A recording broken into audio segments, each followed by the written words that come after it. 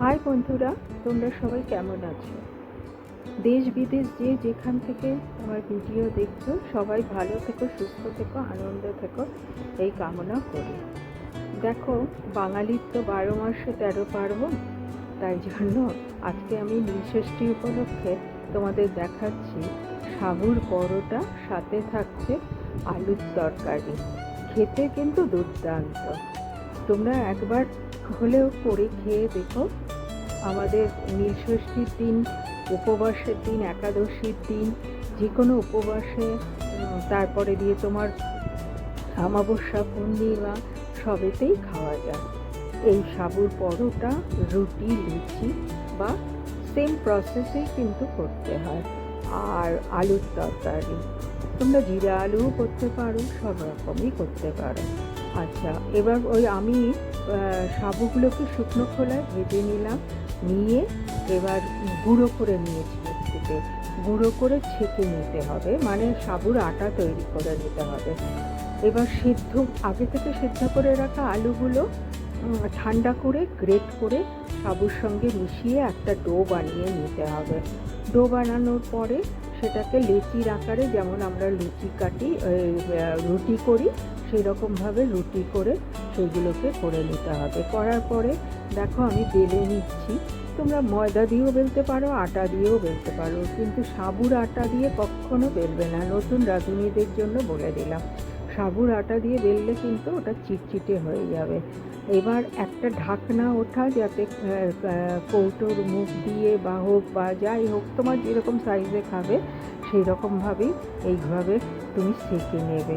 আমি ইন্ডাকশানে করছি বলে সেই জন্য কড়াতেই দেখিয়ে দিচ্ছি। ইন্ডাকশানে তো সব বাসন বসে না, ইন্ডাকশানের কড়াটাতেই বসিয়ে দিলাম। এবার তোমরা একটা একটা করে করে কিন্তু উল্টো পাল্টা করে, পরোটা যেরকম আমরা করি, তোমরা দুটোও একসঙ্গে দিতে পারো, তিনটেও একসঙ্গে দিতে পারো, যেভাবে যে আমরা চাটুতে পরোটা করি সেইভাবে সেম প্রসেসে করতে পারো।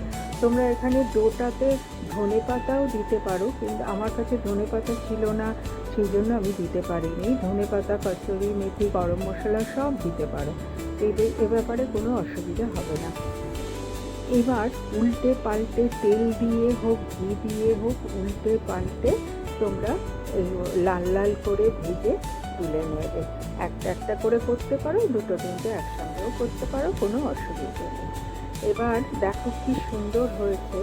এবার আবার একটা তোমাদের দেখিয়ে দিচ্ছি। আগে শুকনো খোলায় ভেজে নিলাম, তারপর তেল দিলাম। তেল দিয়ে, তবে সাবুর পরোটা বেশি কিন্তু টেস্টি লাগে ঘি দিয়ে। ঘি দিয়ে তো মেনলি শুদ্ধ বাঙালিরা বলে, ঘি দিয়ে বৈষ্ণবরা তো এইরকম মেনলি খায় ঘি দিয়ে এগুলো। আচ্ছা, এবার আমরা সাধারণ ঘরোয়াভাবে ওই তেল দিয়েই করি। দেখো সাবুর পরোটাগুলো কি নরম হয়েছে, একদম তুলোর মতো, খেতেও দুর্দান্ত স্বাদ হয়েছে। নতুন রাঁধুনিদের জন্য শাশুড়িকে করে দিও, নিজেরা খেয়েও, সবাই মিলেমিশে খেয়েও। এবার আমি আলুর তরকারিটা দেখাবো। দেখো কতটুকু তেল নিয়েছি, বড় চামচের 1 চামচ, দুটো আলু, সেদ্ধ আলুগুলো কিন্তু ঠান্ডা করে নেবে, না হলে কিন্তু কিছু হবে না, কিছুতেই হবে না, হয়ে যাবে, গলে যাবে। এবার সেদ্ধ আলু দিয়ে দিলাম, কড়াতে তেল দিয়ে গোটা জিরে ফোড়ন দিয়ে দিলাম, দিয়ে সেদ্ধ আলু দিলাম, ডুমু ডুমু করে কেটে রেখেছি আগে থেকে। আমি সামান্য হলুদ দিলাম, তোমরা ইচ্ছে করে হলুদ নাও দিতে পারো। দুটো কাঁচা লঙ্কা, নুন, কসুরি মেথি, গোলমরিচের গুঁড়ো সবই দিতে পারো। আমার কাছে ধনে পাতা ছিল না বলে তাই আমি ধনে পাতা দিতে পারিনি।